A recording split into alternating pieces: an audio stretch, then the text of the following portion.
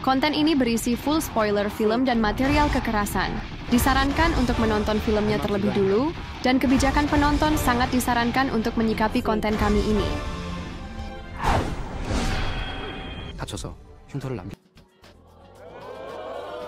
Assalamualaikum guys, selamat datang kembali di Mix Max Film, channel spoiler film yang akan membahas tuntas secara full dari film pilihan, tanpa merusak image film yang kami review. Di konten kali ini, Mimin akan mereview film bertema percintaan anak sekolah yang romantis. Lucunya bukan main, dan tentu saja bikin baper. Untuk itu, Mimin akan membawakan film brilliant ini sebaik mungkin. Jadi kalian cukup rebahan yang manis, renggangkan otot pipi dan mata, biarkan Mimin kerja keras untuk bisa menghibur kalian dengan maksimal. Karena film yang berjudul On Your Wedding Day ini akan menguras pipi untuk tertawa, mata banjir, dan hati bergetar.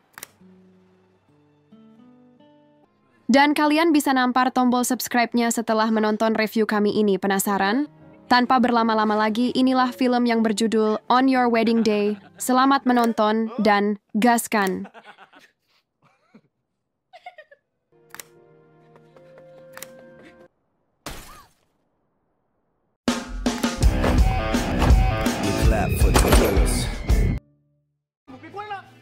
Di awal film diperlihatkan seorang siswa yang bernama Woo-Yun sedang dihukum dan dipukuli oleh gurunya pada pantatnya. Karena tidak kapok-kapoknya berkelahi dengan siswa rival abadinya yang bernama Taeki. Tapi memang dasarnya Woo-Yun murid yang bandel. Dia menjalaninya tanpa penyesalan. Hingga kemudian dia terpana melihat gadis cantik yang sedang berjalan ke arahnya. Dia adalah Wan Sung-hee, murid pindahan dari kota Jeonju.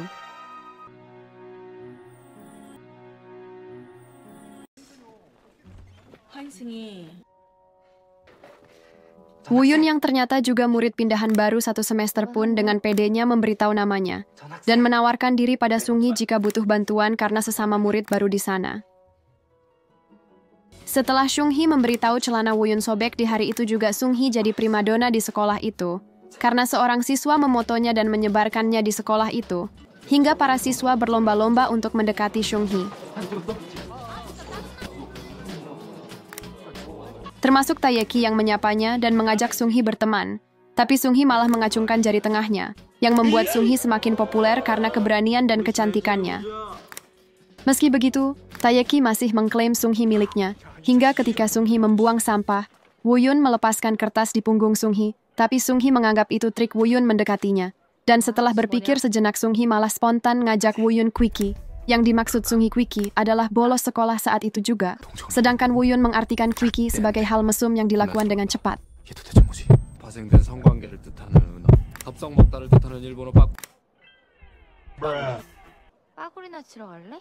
Hingga setelah mereka kabur dari sekolah, Woo-Yun selalu gemetaran dan berkeringat dan berpikir bahwa imannya telah runtuh, sambil tidak berhenti minum karena gugup.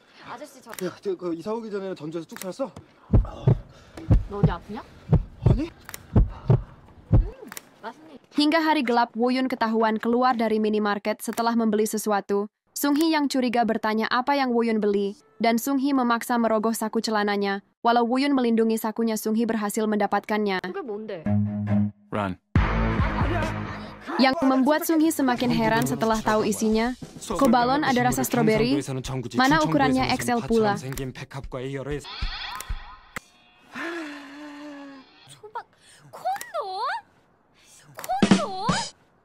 Di sini Mimin bingung kenapa Sung-hee marah.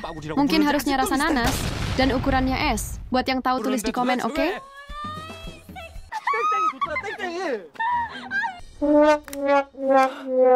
Hingga besoknya Woo-Yun harus menghajar temannya karena malu saat Sung-hee menggodanya dengan mengatakan tidak ada quickie hari ini.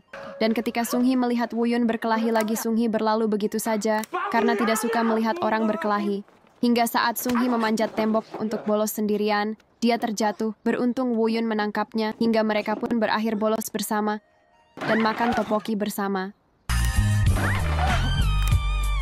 Karena menurut Sung-hee, dia lebih suka topoki seperti Woo-Yun yang menyukai berkelahi, hingga Woo-Jin berkata dia bisa berhenti berkelahi demi Sung-hee, dan tiba-tiba muncul Taeki dan Sung-hee berinisiatif mengaku bahwa mereka berpacaran agar tidak diganggu Taeki lagi dan teman-teman gengnya, yang membuat Woo-Yun sangat senang dan bangga. yang membuat iri sahabatnya yang menganggap Woo-yun sangat beruntung karena pernah melakukan quickie dan punya pacar. Sedangkan sahabatnya malah dihajar ayahnya ketika meledek tokoh drama berwajah mesum yang punya banyak istri, hingga membuat Woo-yun menertawakannya.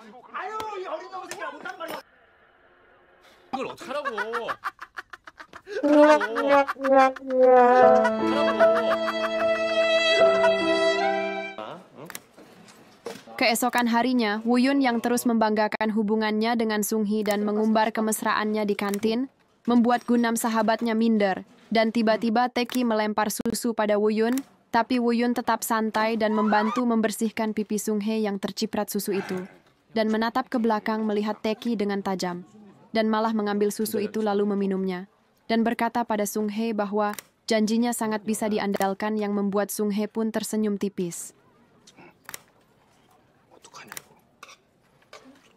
빈자리 앉아서 밥 먹는 거?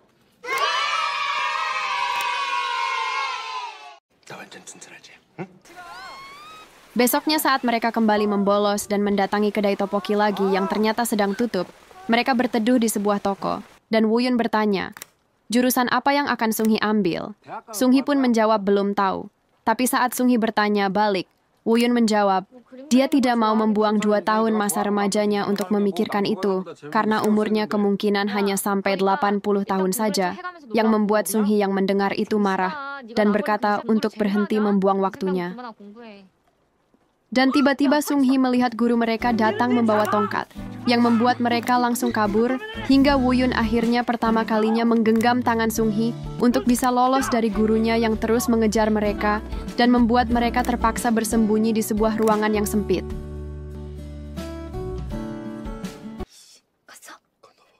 Yang membuat Woo-yun sangat bingung, antara harus menikmatinya, atau berdoa agar imannya tidak runtuh kembali, dan nafasnya naik turun karena berdiri di belakang Sung-hee, yang terus saja mundur karena tidak ada tukang parkir untuk menghindari gurunya tadi.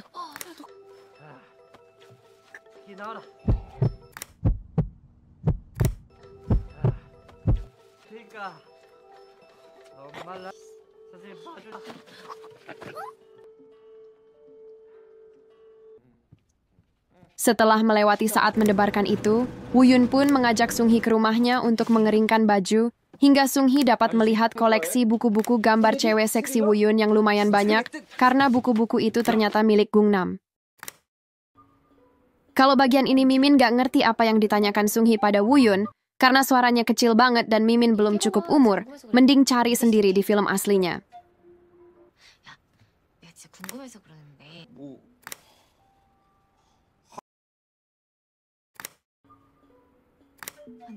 Hingga Woo-yun pun menyesali jawaban pertanyaan tadi. Sampai ketika dia mengantar Sung-hee pulang dengan sepeda, Woo-yun terus menggumam dan mengerem mendadak karena kesal. Hingga Sung-hee terpaksa turun dan terpaksa menyanyikan sebuah lagu favoritnya untuk menenangkan Woo-yun.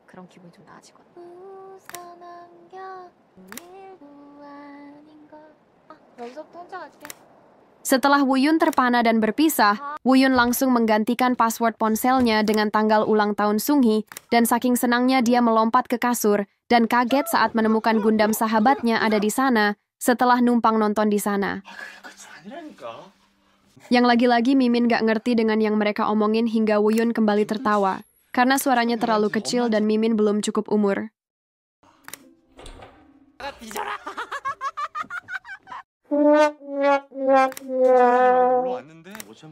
Besoknya di kantin Taeki menendang meja dan menantang Woo-yun berkelahi. Tapi Woo-yun menawarkan untuk berdamai karena dia telah berjanji pada Sung-hee tidak berkelahi lagi.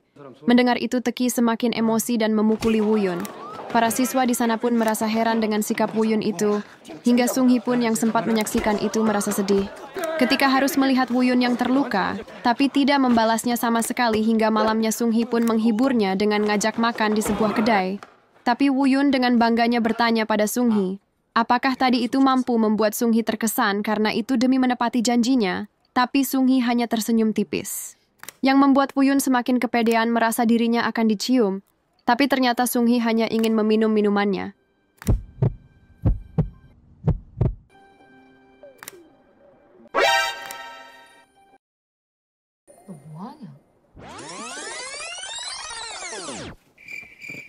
나면 아주 왜?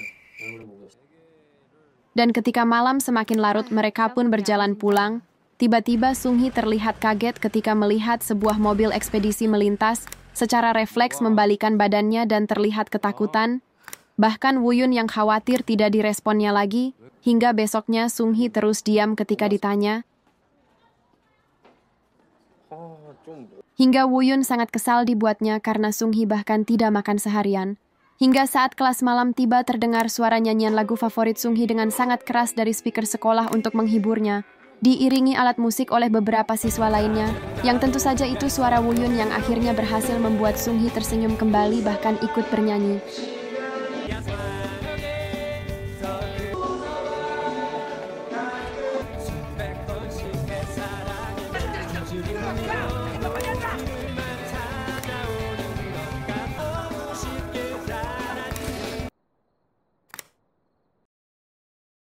Hingga besoknya Woo-yun terus menghibur Sung-hee dengan kembali kabur dari sekolah untuk menghabiskan waktu di pantai dan memberikan hadiah pemutar musik baru. Tapi Sung-hee yang terus terkesan dengan usaha Woo-yun, yang terus berusaha menghiburnya hanya bisa memberikan Woo-yun gambar pasangan yang berciuman di telapak tangannya.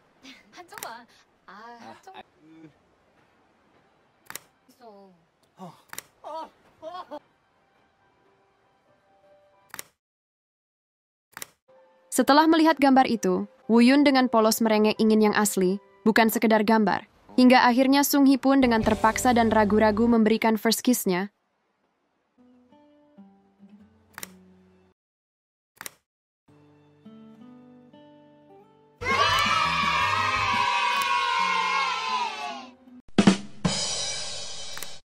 Yang menandakan cinta Woo-yun terbalaskan dan tidak bertepuk sebelah tangan. Tapi itu malah jadi saat-saat terakhir mereka. Karena besoknya Woo-yun benar-benar kehilangan Sung-hee yang tidak pernah lagi datang ke sekolah, tanpa sedikit pun petunjuk keberadaannya. Hingga beberapa waktu kemudian di malam hari Woo-yun memutuskan mencari alamat Sung-hee, dan menemukan sekelompok orang berkerumun di depan salon. Akhirnya Woo-yun pun mengerti kenapa Sung-hee tidak pernah lagi bersekolah. Woo-yun menemukan Sung-hee sedang membersihkan pecahan kaca di toko itu, sedangkan ayahnya yang seorang pemabuk sedang terbaring di dekatnya.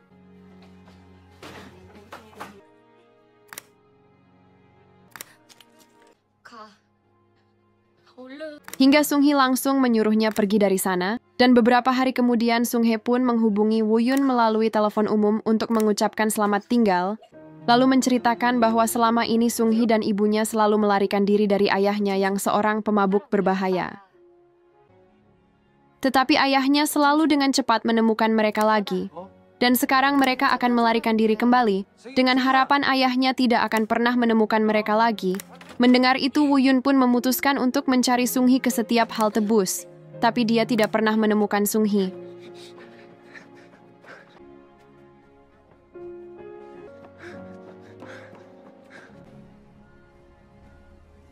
Hingga beberapa tahun kemudian, Woo-yun yang harus berpisah pas lagi sayang-sayangnya tidak lagi bersemangat menjalani hidupnya, dia hanya bisa jadi penjual ayam goreng. Tapi situasi itu seketika berubah ketika Gungnam tidak sengaja membawa brosur Seoul University, dan ternyata Woo-yun melihat foto Sung-hee di brosur itu, yang membuat semangat Woo-yun bangkit lagi. Dan sangat bersemangat belajar agar bisa diterima dan dapat beasiswa di universitas yang sama dengan Sung-hee itu. Orang tuanya pun meremehkan kemampuan Woo-yun tapi mereka tidak menghentikannya. Hingga Gungnam pun membantunya dan memberinya dukungan. Dan Woo-yun pun belajar mati-matian hingga kakinya diikat agar tidak bisa keluar dari kamarnya.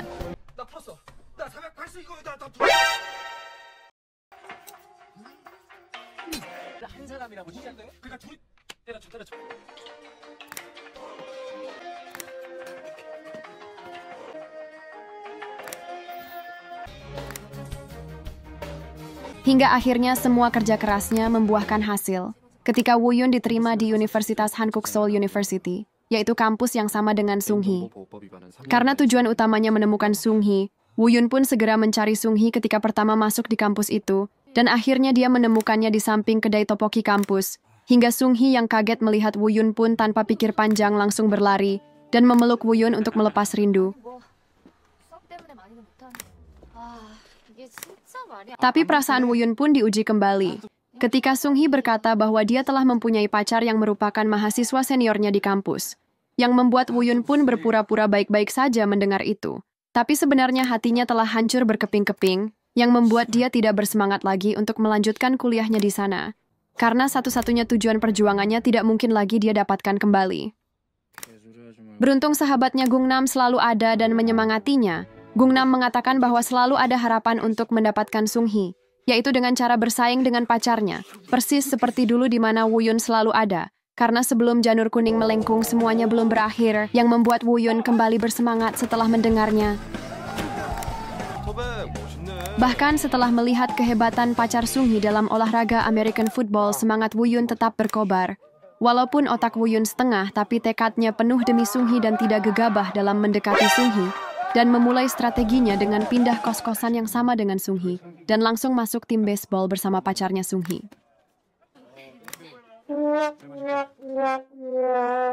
Di sisi lain Sung-hee pun merasa takut kehilangan Woo-yun, karena Sung-hee terbukti sangat cemburu ketika teman wanita Sung-hee memintanya untuk diperkenalkan pada Woo-yun.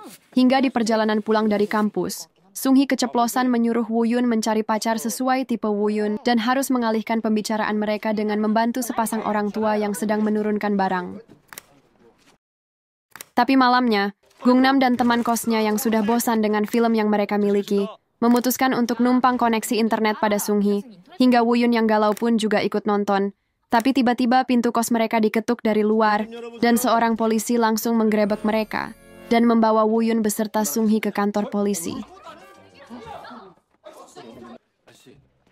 Situasi pun semakin bingung ketika polisi itu menanyakan nomor ponsel kakek dan nenek Sung-hee.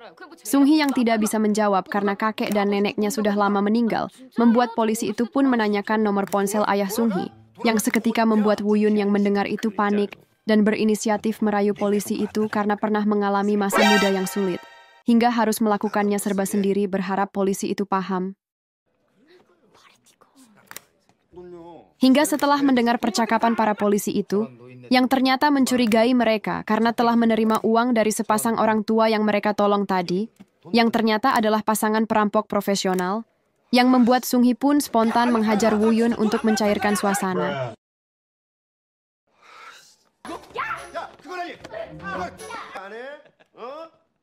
Yang malah tindakan membuat keributan itu yang membuat mereka dipenjara 1 malam di kantor polisi, dan malah membuat mereka tertawa, termasuk polisi yang menangkap mereka.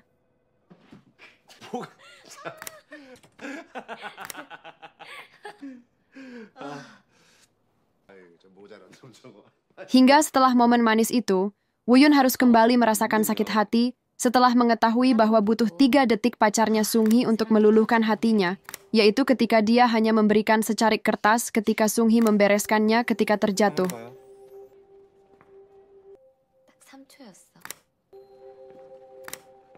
Yang sangat berbanding terbalik dengan segala perjuangan yang dilakukan Woo-yun untuk Sung-hee selama ini, hingga ketika Woo-yun merenungkan perjuangannya, Woo-yun mendengar suara gaduh di kamar ibu kos yang tepat berada di atasnya, dan mengingat perkataan Sung-hee jika selama ini ibu kosnya itu selalu diganggu seorang pria yang mencintai ibu kos itu, tapi selalu ditolak. Woo-yun yang khawatir refleks berlari ke kamar ibu kos itu, dan menemukan fakta bahwa sesungguhnya mereka selama ini sengaja menyembunyikan hubungan mereka, dan menyalahkan Woo-yun karena telah membongkar hubungan mereka. Bahkan saat itu Woo-yun harus kembali menelan pil pahit, karena harus menemukan pacar Sung-hee yang telah berada di dalam kamar Sung-hee di malam selarut itu. Setelahnya Woo-yun pun selalu murung dan merenung, di antara para sahabatnya yang ceria karena satu persatu mendapatkan pasangan. Dan seketika Woo-yun pun teringat jika hari itu adalah hari ibu, membuatnya langsung bergegas mencarikan hadiah untuk Sung-hee. Tapi saat malamnya Woo-yun berniat memberikan karangan bunga di ulang tahun Sung-hee itu, Woo-yun malah menemukan Sung-hee yang baru saja diantar pacarnya pulang dan memasangkannya kalung sebagai hadiah ulang tahun Sung-hee di malam itu. Yang membuat Woo-yun saat itu lepas kendali dan tidak dapat lagi menahan emosinya dengan berlari sekuat tenaga setelah memecahkan kaca mobil pacarnya Sung-hee. Beberapa hari kemudian Sung-hee yang merasa bersalah pun menemui Woo-yun dan menyuruhnya mengganti baju yang dia pakai sejak kejadian malam itu, hingga akhirnya Woo-yun luluh dan mulai menerima kenyataan. Tapi setelahnya, Woo-yun malah menemukan fakta bahwa pacar Sung-hee berencana ke Eropa bersama gadis lain dan meninggalkan Sung-hee setelah pertandingan final. 런던. 말하지? 친구들이랑 여행 가. 엄마 아빠한테 Tapi kali ini Woo Yun lebih tenang dan mampu mengendalikan emosinya demi menjaga perasaan Sung Hee karena tidak ingin melihat Sung Hee terluka. Semua itu terbukti di pertandingan final. Woo Yun berusaha profesional dengan berusaha memenangkan permainan final itu. Dengan tidak membalas keegoisan pacar Sung Hee dan terus memberikan umpan bolanya pada pacar Sung Hee, tapi bola itu malah kembali padanya. Hingga akhirnya Woo Yun pun berhasil mencetak skor penentu kemenangan timnya karena touchdown di saat-saat terakhir.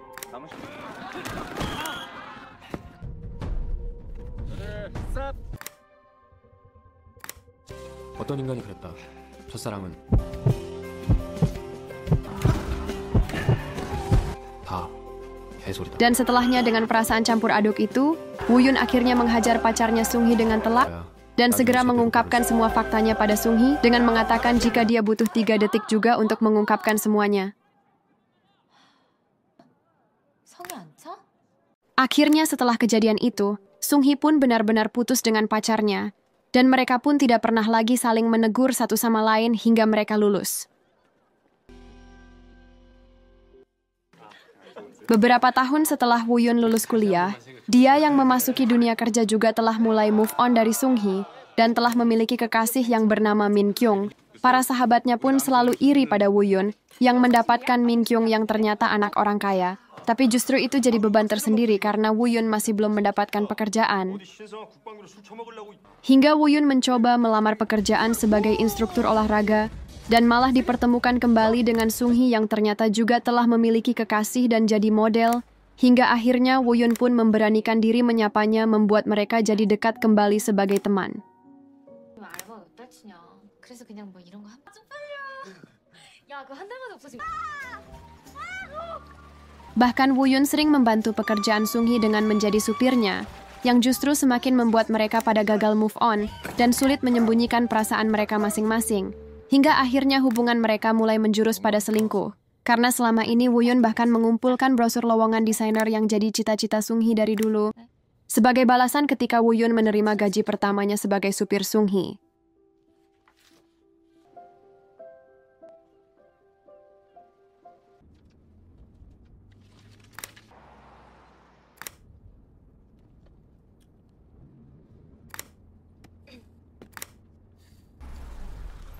Hingga di sela-sela waktu Woo Yun mengantar Sung Hee bekerja, Woo Yun pun mengajak Sung Hee mengenang masa lalu mereka dengan melakukan hal yang sering mereka lakukan di masa lalu.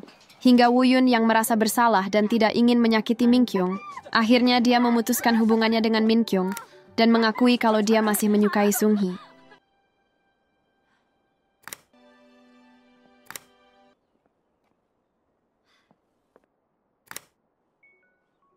Tapi sayang di waktu yang sama, Sung Hee memutuskan untuk menyuruh Woo Yun menjauhinya lewat pesan yang dibaca Min Kyung karena keberadaan Min Kyung dan bayang-bayang kenangan masa lalu. Hingga ketika Woo Yun ingin menjelaskan jika dia sekarang telah sendiri sebuah tragedi terjadi di tempat syuting. 그중에 내 또래만 10만 명 잡아. 봐야 돼. 승희 씨 왜 그래? Woo Yun dengan refleks melindungi Sung Hee yang hampir tertimpa besi reklame yang jatuh dari atas, hingga Sung Hee terselamatkan oleh Woo Yun. Tapi insiden itu membuat Woo Yun cedera otot syaraf punggung parah dan harus masuk rumah sakit, yang membuat hati Sung Hee akhirnya luluh karena menyaksikan perjuangan dan ketulusan hati Woo Yun demi dirinya itu. Bahkan setelah tahu kecelakaan itu akan jadi penghambat karir Woo Yun yang akan menjalani tes fisik jadi instruktur olahraga, yang membuat Sung Hee terharu dan dengan sukarela mencium Woo Yun saat itu juga. Dan secara resmi mereka pun berpacaran kembali setelah sekian lama.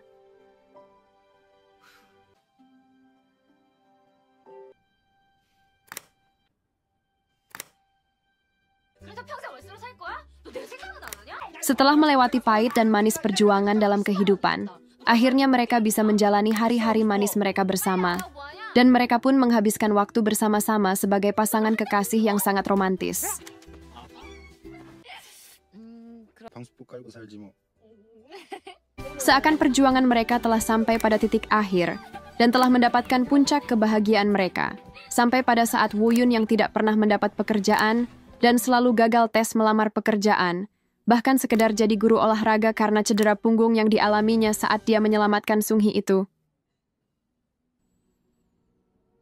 Pada saat itu giliran Woo-yun yang selalu minder saat berkumpul dengan temannya yang selalu membicarakan peningkatan karir mereka. Tapi Sung-hee yang paham dengan keadaan Woo-yun yang berkorban demi dirinya segera meminta maaf dan mereka pun saling menguatkan. 내 마음에 걸렸는데 네가 그런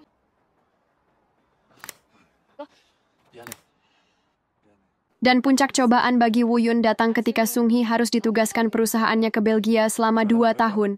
Dan beberapa hari setelahnya ayahnya Woo-yun tiba-tiba meninggal karena serangan jantung. Di mana Woo-yun yang manusia biasa harus merasa frustasi di titik terendahnya itu curhat pada Gungnam dan berkata, seandainya dia tidak pernah bertemu dengan Sung-hee, maka dia tidak akan mengalami kecelakaan itu. Dan dia pasti bukan pengangguran saat ini.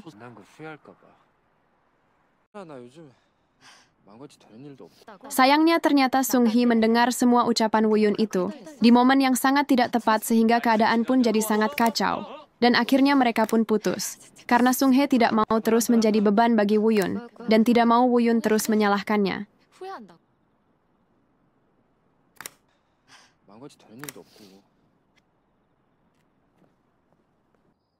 Karena Woo-yun merasa sangat bersalah, Woo-yun pun terus merayu Sung-hee dan berkata, akan melakukan apapun untuk menebus kesalahannya, meskipun dia ditinggalkan ke Belgia selama 2 tahun demi karir Sung-hee, tapi keputusan Sung-hee sudah bulat dan tetap pada pendiriannya, untuk mengakhiri hubungannya dan memutuskan untuk kerja ke Belgia tanpa beban.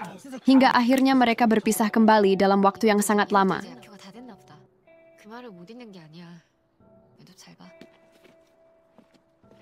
100m 달리기. Lalu beberapa tahun kemudian, Woo-yun yang saat itu telah menjadi guru olahraga seperti yang dia inginkan, selalu menceritakan kisah cintanya bersama Sung-hee di sela jam pelajarannya.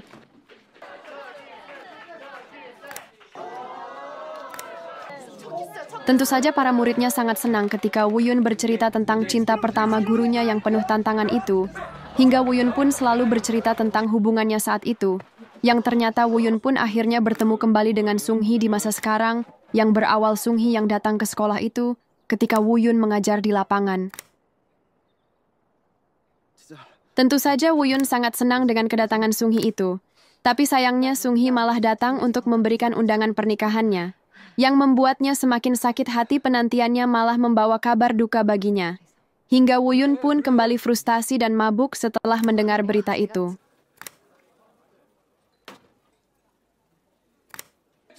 Dan para sahabatnya pun berusaha menghiburnya hingga Woo-yun tertidur. Tapi saat Gungnam mengatakan untuk mengacaukan pernikahan Sung-hee, Woo-yun tiba-tiba marah dan melarang mereka.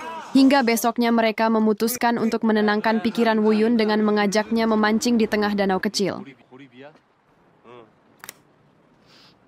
Tapi di tengah malam, Woo-yun kembali menemukan gambar yang digambar oleh Sung-hee untuk Woo-yun ketika mereka masih bersama, yang membuatnya seketika menangis. Dan di pagi harinya Woo-yun tiba-tiba memutuskan untuk menghadiri pernikahan Sung-hee dan mempunyai suatu rencana untuk Sung-hee.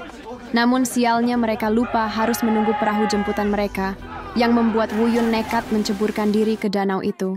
Sedangkan pernikahan Sung-hee akan segera dimulai, beruntung Woo-yun dan para sahabatnya berhasil sampai di sana. Setelah menyusun rencana, para sahabatnya pun membawa semua petugas pernikahan keluar dari kamar Sung-hee dan berjaga di luar. Akhirnya Woo-yun pun memanfaatkan kesempatan itu untuk menemui Sung-hee secara personal. Tapi bukannya membawa Sung-hee kabur dari pernikahannya, Woo-yun malah mengucapkan selamat menempuh hidup baru.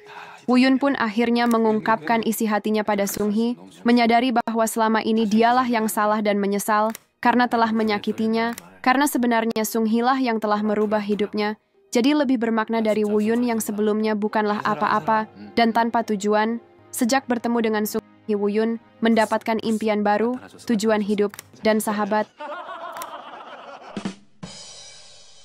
Dan Woo-yun pun berterima kasih pada Sung-hee karena telah mengubah hidupnya menjadi seperti saat ini. Walaupun Sung-hee selalu muncul tiba-tiba, tapi selalu memberikan makna dan kebahagiaan. Hingga akhirnya mereka pun berjabat tangan sebagai penutup hubungan mereka sekali untuk selamanya sebagai sahabat.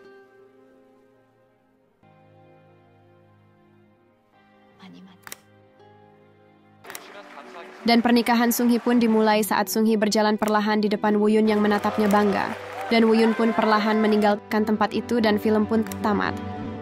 Mohon jangan lupa subscribe dan like-nya ya guys, agar kami tetap bisa bertahan dan terus menyajikan konten seru berikutnya. Terima kasih, dan sampai jumpa di konten berikutnya.